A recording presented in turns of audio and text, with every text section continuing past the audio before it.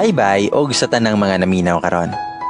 I'm Liz, 26 years old, living somewhere in Cebu.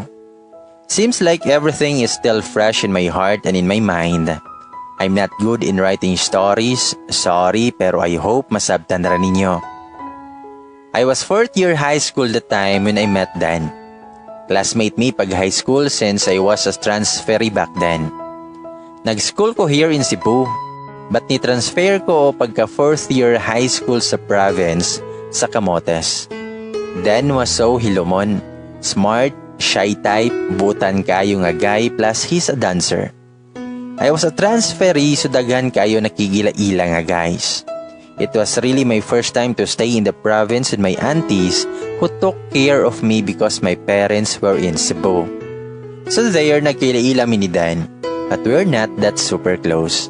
There was a time nga nagka-partner mi sa dance. But I didn't mind at all cause all of the boys were my friends. I joined many extracurricular activities for my grades. I had fun in my stay in the province since I helped jud ko sa akong mga classmates whatever activities nga I-make, especially magtanom, mangguna, maghimo og payag and everything.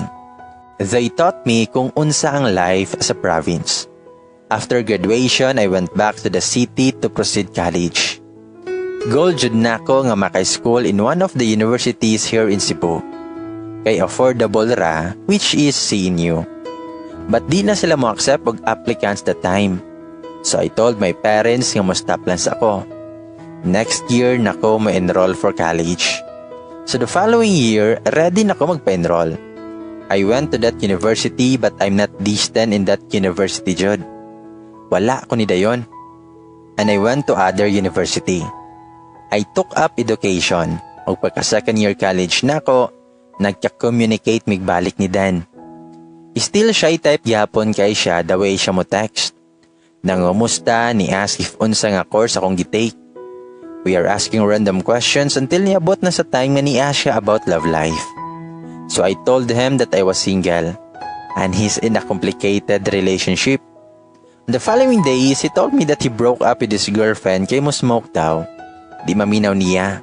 And so many conversations pa until ni-confess siya nga crush ko niya since high school pa daw. Love at first sight kumbaga. Graduation sa high school is mo confess daw kuno siya nako. But nakulbaan siya ang nakahibaw na lang siya nga nakauli na kog Cebu. And when he tried to contact me, dili daw ko makontak. Nakakuha sa siya og scholarship sa Leyte so dito siya nag-school. So pila ka man sang nilabay, nagkauyab jud me. LDR because sa Cebu ko nag-college og siya kay sa Leyte. LDR was very hard mga besh, pero laban lang. Sige mig-away kay saming duha busy din wala mi time sa sagusa. But still we trusted each other. Always when me mag-away but there's no third party involved. There came a time nga makig-break na ko kay kapoy ang LDR, pati siya masugot. Mo-attempt siya og suicide so di na lang ko makig-break. Yes, there were challenges but love kept us going. Until ni-graduate na siya og college. He then decided to be here in Cebu to find a job and to be with me. We were so happy. He's an executive officer and I'm a teacher. Favorite place to lag and dating place is in SM. Favorite food is takoyaki. Every weekend nami sa SM. Mag-play sa Bibo, tuyok-tuyok sa SM, kaon, palit og school materials. I love him so much and I couldn't ask for more. He treated me as his wife. He knows my favorites and all. My family, relatives, or friends knew about us. Murag kasal na lang ang kulang. We were slowly growing together. We were slowly achieving our goals. We were even planning out for us. We were so happy back then. Not until July 2019. Nikalit lang siya og kasuko nako. I texted him on his birthday but nasuko siya. I was asking on how are we going to spend his birthday but he got angry with me. Dili daw me mag-celebrate. So I asked him what happened. Busy daw siya. The two of us were very busy sa mga paperworks, so wala na ko nagmind siyang sapot, and I'm very confident ka maokay rami. No relationship is perfect. As much as we want it to be perfect, it will never be. Sometimes there will be conflict. Sometimes there will be problems. We always give time to sort things out and maokay na dayon me. This past few months, kay wala na kayo may banding every weekend, kay busy jud daw siya sa work. Always rajud ko masabot and never ko nagduda niya. I gave my 100% trust niya. Then one night, I received a message from a girl. Itago lang sa nato siya sa pangalan nga Jane. Giingnan ko niya nga my boyfriend is having an affair with his office mate. Mingon si Jane, nga hi Miss Liz, sure then is your boyfriend, right? Mitubag ko yes, ug nangutana ko nga no. Nangutana siya, are you still together? Siyempre mitubag ko yes. Then nangutana ko kinsa siya. Mitubag siya, nga I'm Jane, his office mate. I've heard you're in a long-term relationship. 7 years, right? Are you planning to get married? Mitubag ko, nga nice to know you, miss. Yes, we're planning since dugay na kayo me and then already asked me if musugot na ba ko. So I said yes. Mitubag si Jane, nga honestly, miss, Sir Dan and my friend are dating. They are having an affair without you knowing. And since kahibaw ko nga soon to be wife si Sir, that's why I have this courage to talk to you. Na-confuse ko, gahilak na ko. Mixed emotions, so ako siyang giingnan. Nga thanks for telling me. I'll talk to him.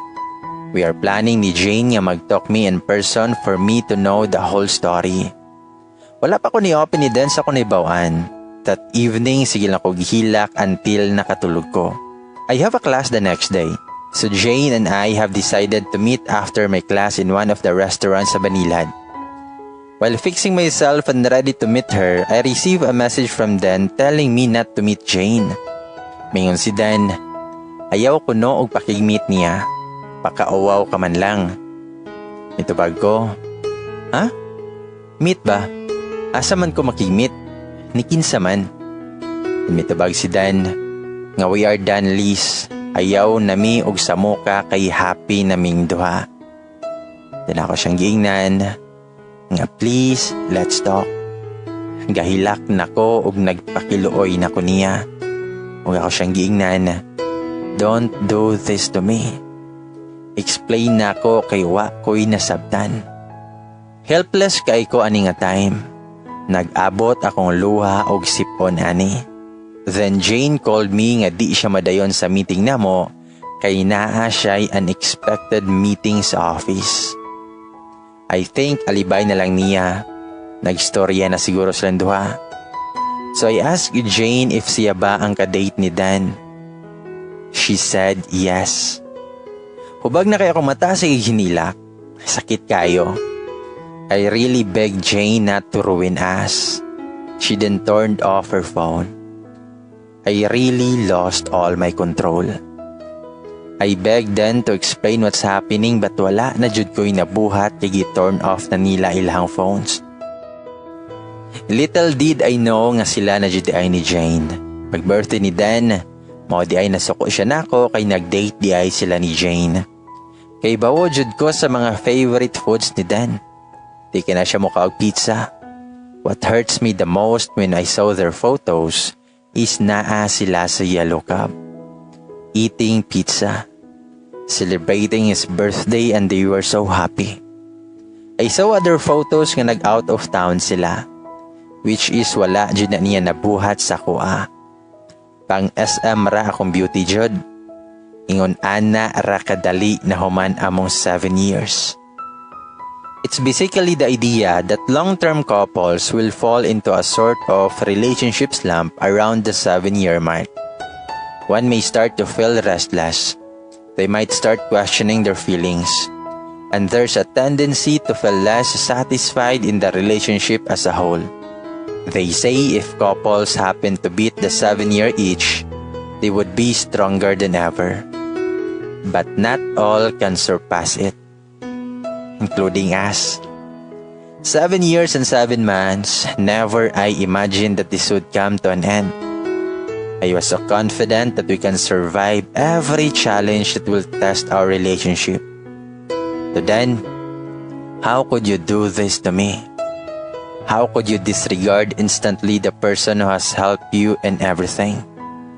You broke up with me without any reason at all. You left me shattered. You did not even give me the closure I deserve.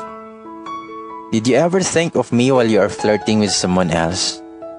Did you ever think of my family who accepted you wholeheartedly? I'm sorry I was not good enough. I was with you all the way, from nothing to everything, from nobody to somebody. Every challenge, problem, milestone, I was with you. Maybe my only role in your life was to love you when you had nothing. That's why when you already had everything, you left me. How did this happen? I tried so hard to convince you that our relationship is worth fighting for, but you've already made up your mind. I completely lost the fight even before it started. My heart is aching that even though crying can stop what's hurting inside. I deserve to know the whole truth. I deserve answers to my questions. I deserve an explanation. And I deserve a closure. And just so you know, ipakadungog ka ani, papasgan. Naguol sa to siya sa imong gibuhat na ako. Gitreat man unta kaniya og sakto. He trusted you, but you broke me into pieces. To Jane, I don't know how you deal with guilt each day. How could you sleep peacefully at night knowing you're the reason of someone else's heartbreak? You knew from the start that he's in a relationship. He's soon to be married, but you chose to be selfish. Happy ka, girl? You took advantage of us. You will never have a peace of mind. I swear. What he is now is a product of my hard work and patience. Enjoy the man I built for 7 years and 7 months. Karma will never lose an address. Dari na lang ko to mga besh. Thank you kayo sa pagpaminaw. Hope you learned something. Hoping that one day I will meet someone who will understand my story and protect me because you don't want me to suffer the same pain again. Ladies and boys, mao ka na ang confession ni Liz. O garon ladies and boys, atong basahon ang mga pipila sa inyohang mga comments, reactions o inyohang mga shoutouts. Una atong basahon ng mga nag-react, nag-comment sa confession nga nganong dili na dapat makigbalik sa ex. Ingon si Maria nga mo against ako pero tinuod man tananing nimbarok na reason. Ala sige padayon tag-move on. Hi to you there. Rona Morillo, not all my exes, my ex was my husband now. Hi to you. Sana all. Angel Ilo, it really hurts. Chris VC, thank you sender. Joy Dimos, thank you so much sender. Now I felt relief in your confession. Hi pod kang Mary Ann Mendez. Para nako depende na sa sitwasyon kaya kung ba na ex na ko, he's my first love, my first heartbreak and now my forever. So pilian lang jud ang tawo nga agay hatagan og chance. Bitaw.